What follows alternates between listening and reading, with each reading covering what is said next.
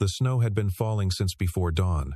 By the time the bailiff called the room to order, it lay 3 inches thick on the courthouse steps, muffling the sound of the town of Harwick, Minnesota, as it went about its morning business trucks, warming in driveways, a diner somewhere turning on its neon sign, the salt truck grinding down Elm Street, with its amber lights going round and round. Inside the courtroom, the radiators hissed and ticked. The windows along the east wall were fogged at the corners. The ceiling lights gave everything a flat, gray quality, the kind of light that makes people look older than they are. Ethan Cole looked very old. He sat at the defendant's table in a gray shirt that didn't fit him, the collar loose around a neck that had grown lean over years of outdoor work, and nights spent in cold that settled into a person's joints and didn't leave. His wrists rested in his lap, handcuffed. His hair had gone white sometime in the last decade. Though nobody in this courtroom had watched it happen, his eyes, pale blue, deep set under thick brows, were fixed on a point on the table in front of him, as if there were something written there that only he could read. He had no lawyer. That had been the subject of considerable legal negotiation for the better part of a month.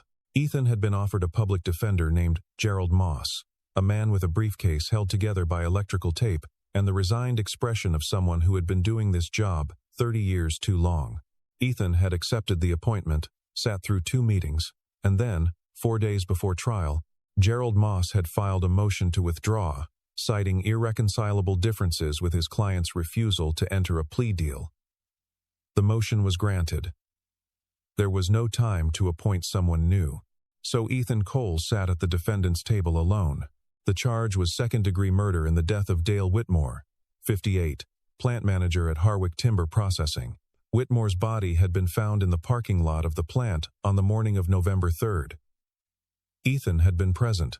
There had been an argument the evening before, witnessed by 2 employees.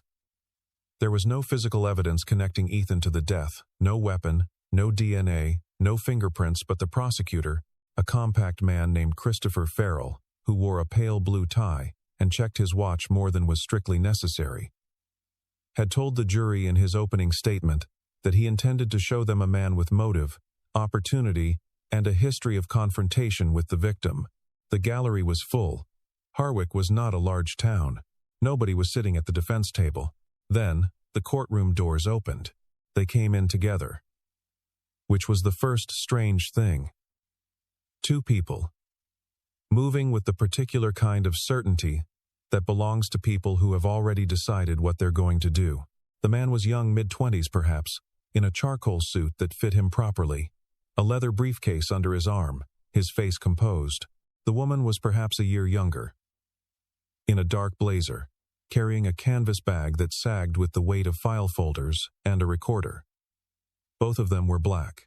Both of them walked directly to the defense table as if they had been assigned those seats years ago, as if there were no other place in the room they would ever think to sit. The man set his briefcase on the table, placed his hand briefly on Ethan's shoulder, and said something too quiet for the gallery to hear. Ethan looked up. Something moved across his face, not surprise, exactly, but something like the expression of a man who has been bracing for a blow and instead receives a hand. The gallery began to murmur. Judge Sandra Holbrook, gray-haired, wire-framed glasses, a face built for patience, gavelled for order, and looked at the defense table. Counsel, identify yourself for the record. The young man stood. Marcus Reed, Your Honor. Admitted to the Minnesota Bar, license number 4421867. I'm appearing as defense counsel for Mr. Ethan Cole. And the young woman with you? Naomi Reed. She's a credentialed investigative journalist, Your Honor. She has standing to observe proceedings, and I'll be calling upon her research during the course of the defense. Same surname. Yes, Your Honor. A brief pause. He's our father. The murmur in the gallery rose sharply. Judge Holbrook's gavel came down again, harder this time. Christopher Farrell, at the prosecutor's table, had stopped checking his watch. He was staring at Marcus Reed with an expression of genuine uncertainty, the expression of a man who had prepared for one kind of fight and found himself standing in front of another. Nobody in the gallery spoke for a moment. Then a woman in the 3rd row leaned toward the man beside her and said, just loudly enough to carry. "Whose children are those?" The man beside her didn't answer. To understand that, you would have to go back 21 years. You would have to go back to a night cold enough to kill a night that began, as so many defining nights do, at the door of a grocery store, with two small children standing in the snow. The winter of 2003 came early to Harwick County. By the second week of November, the temperatures had dropped below zero and showed no interest in climbing back up. The birch trees along Route 9 stood stripped and white. The Crow River had frozen at the edges and was working its way toward the center. Farmers who had lived there 40 years said it was the kind of cold that meant business. The kind that found the gaps in your house and made itself comfortable. Ethan Cole was living in his truck. It was a 1994 Ford F-150 with a cracked dashboard and a heater that worked perhaps 80% of the time. He kept sleeping bags in the cab and a camp stove in the bed, and a routine that involved moving the truck every 2 or 3 days, so that no one officer of the law was in a position to notice he was there consistently. He knew the parking lots that didn't get patrolled after 9. He knew which gas stations had bathrooms with locks. He knew that the library on Fenton Street opened at 8 in the morning, and the staff left him alone as long as he was quiet, which he always was. He had been this way for 8 months. Before that, a rented house on the east side of town, a marriage, a job at the county road maintenance depot. His wife, Caroline, had died of ovarian cancer in February. Diagnosed in September and gone by February, which was the kind of timeline that didn't leave room for adjustment. She had been 37 years old. They had not had children, which Ethan had thought was a source of sadness during their marriage, and found was simply a different kind of sadness after she was gone. He had kept his job for 2 months after the funeral, then stopped going in. Not because he couldn't work, but because the work was the same as it had been and everything else was different, and that asymmetry had been unbearable in a way he could not explain to the depot supervisor who finally let him go. He had been sober for 11 years at the time Caroline died. He remained sober after. That was the one thing that held. He was parked behind the Harwick Family Foods on County Road 8 when he heard them.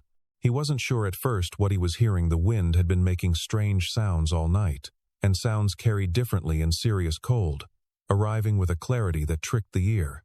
But this was not wind. This was a child crying. Then, after a moment, 2 children. He sat in the cab for perhaps 2 minutes.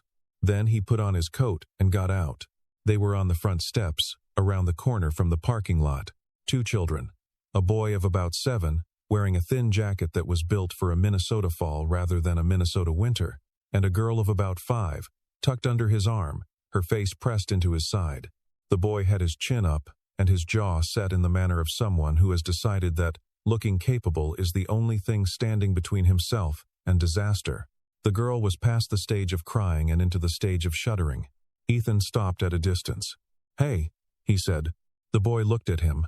Dark eyes, measuring, not afraid or refusing to be afraid, which was not the same thing. "You kids waiting for someone?" The boy didn't answer immediately. He was assessing. Ethan recognized the calculation happening behind those eyes, because he had seen it in adults who had learned not to trust quickly. "Our mom's inside," the boy said. Ethan looked at the door. The store had been closed for 90 minutes. The lights through the window were the overnight security lights, not the shopping lights. He didn't call attention to the discrepancy. "How long have you been out here?" The boy's jaw tightened. "A while." Ethan looked at the girl. Her lips had taken on a color that concerned him. "I'm going to get you something warm," he said. "I'm not going to touch you, and I'm not going to make you go anywhere. I'm just going to be right back." He went to the truck. There was a thermos he'd filled at the gas station that morning, coffee, gone cold hours ago. But the truck's heater had kept the cab warm, and the thermos was still faintly warm to the touch. He also found, in the bag behind the passenger seat, 2 packets of instant hot chocolate he had bought for himself, and not yet used. He heated water on the camp stove, mixed the packets, and came back around the corner. The boy was still there, still holding his sister, still standing exactly as he had been. He had not moved an inch. Ethan crouched down, so he was at eye level. Hot chocolate. The girl raised her head and looked at it. She looked at Ethan, She looked at the cup. "He gave us something warm," she said. It was the third person, as if she were reporting to someone. As if she wanted it on record. Ethan called the police from the parking lot.